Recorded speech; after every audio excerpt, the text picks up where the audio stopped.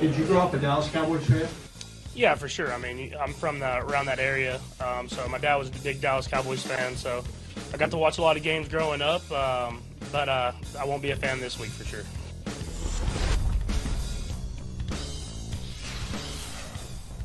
Dallas Cowboys this weekend, there is the comparison.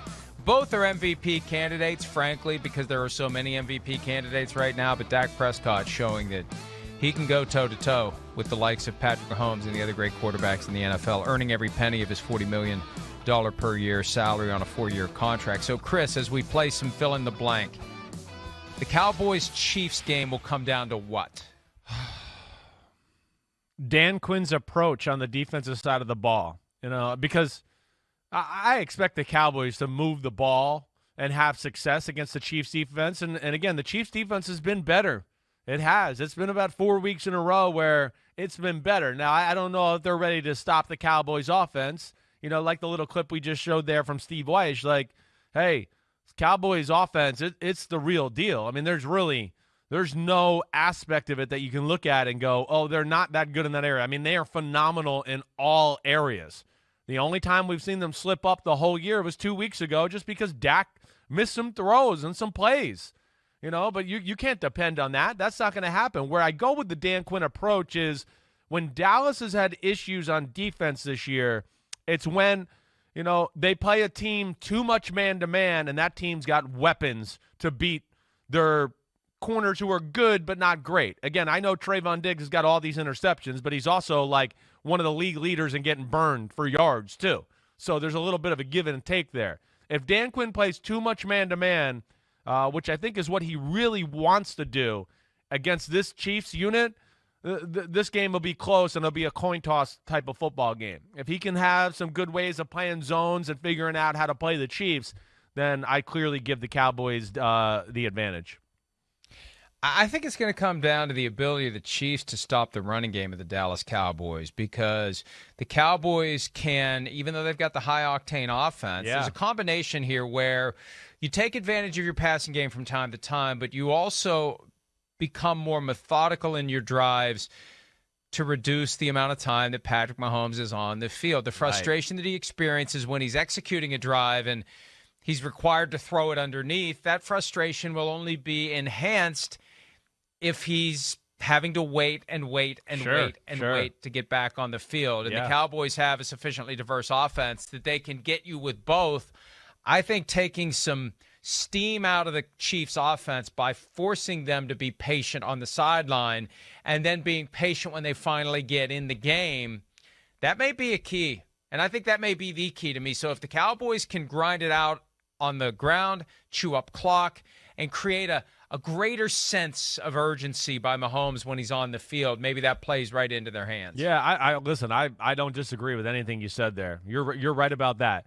And that's what's cool about Dallas. Even all the firepower they have in the pass game, they really stay with the run. They're a run-first football team. And, of course, we know they got a good O-line and good running backs and everything. I mean, to me, the Cowboys, the Patriots, I'll throw the Eagles in there right now. The Browns have been a little cold. Those are the best running teams in football for my money. When you just talk about purely like, let's give the ball to the running back and we're going to get yards through the traditional way, the Cowboys are certainly in that conversation. So I hear you there. You're not wrong. All right, after back-to-back weeks of big upsets in the NFL, blank is on upset alert for Week 11. Who wow. at the top of your list? Yeah. This is, I did look at, like, the spreads and saw, like, the Saints are an underdog to the Eagles, but that's not an upset. Okay, I think the one I look at that really jumps out for the sake of the exercise, the Ravens versus the Bears is a little scary, but I'll say the one that I really look at is the Bills. I think the Bills should be on upset alert for the Indianapolis Colts. I think it's a tough matchup for them in a lot of ways, and I could see the Colts giving them some issues there, even though it is in Buffalo. So that's probably the one I'm going to look at and pick right here, the Buffalo Bills. Well, the Colts gave everything they could handle in the playoffs last year. We forget about that one. I know I've forgotten about it several times since it happened. And Colts run the ball and stop the run. Exactly. Late November, outdoors, even though they're a dome team, run the ball and stop the run, and they can give the Bills everything they can handle. I'm going to say the Cardinals going to Seattle. Yeah, Cardinals yeah. 8-2, That's another Seahawks one. 3-6. Right.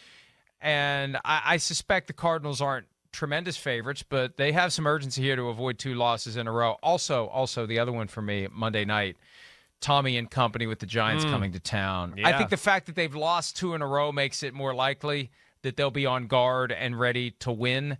But anytime Brady plays the Giants, I keep my eyes open for a potential upset. Yeah, I hear you there. Those are 2 good ones for sure. You're right. I mean, in Seattle, of course, it's Russell's going to want to bounce back. They are truly at, like, if we don't start stringing some big win, a winning streak here together, they're going to be done. They're going to be done in 2 or 3 weeks here if they don't watch out.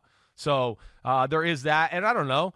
Again, we've seen the Cardinals, they've lost 2 out of 3. I am getting a little scared. Like, are they going to mess this up and blow a few games here like they did last year after they got the Kyler Murray Hail Murray game?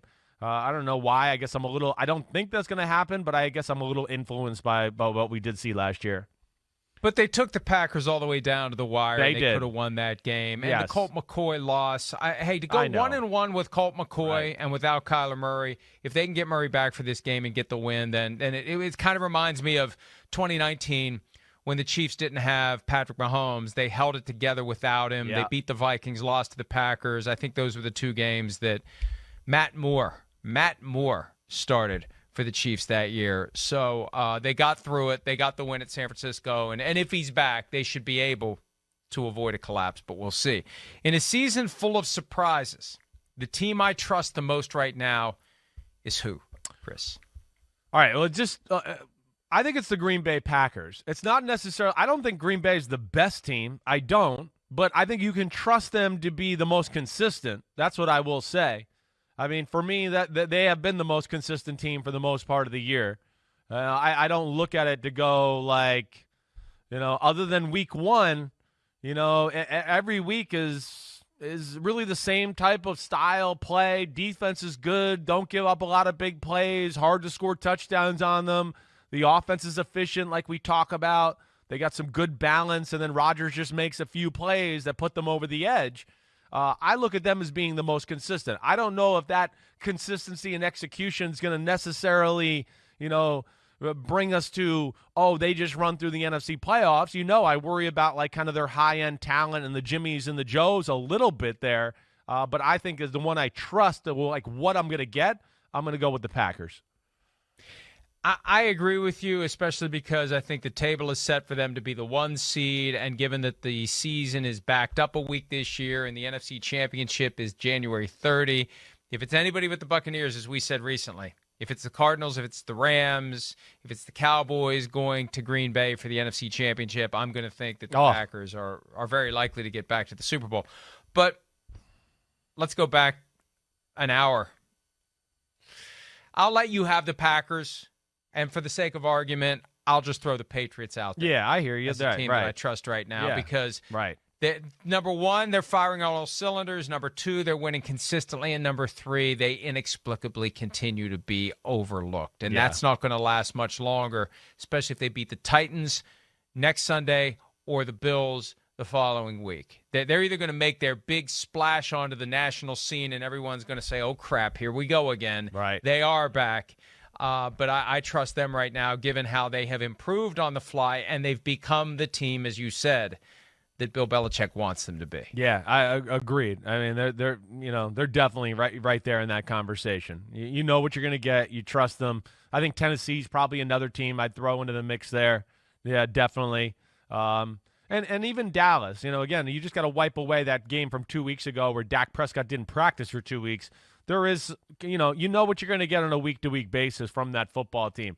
Everybody else, it does seem like it's just a little all over the place. And, yeah, it might translate into some wins from everybody else, but it's like, the Ravens, you look at them, you go, oh, yeah, they win, but they have games where they won against Detroit where you're like, man, they look less than, but they won. There's just been a lot of that from everybody this year, and I think that's what's made it such a crazy year and going to make it a crazy playoffs. Cowboys really have a chance the next week to underscore that they are high-end contenders with this game at Kansas City and then the Thanksgiving afternoon game against the Raiders, because the Raiders are kind of trending the wrong way. Like the Cowboys, I could see have one of those old-school rollicking fall asleep at halftime wins over the Raiders and just really make everyone say, whoa, we got to take the Cowboys very, very seriously down the stretch. Hi, I'm Mike Tirico, and thanks for watching. Make sure to hit subscribe for the latest news and highlights from NBC Sports.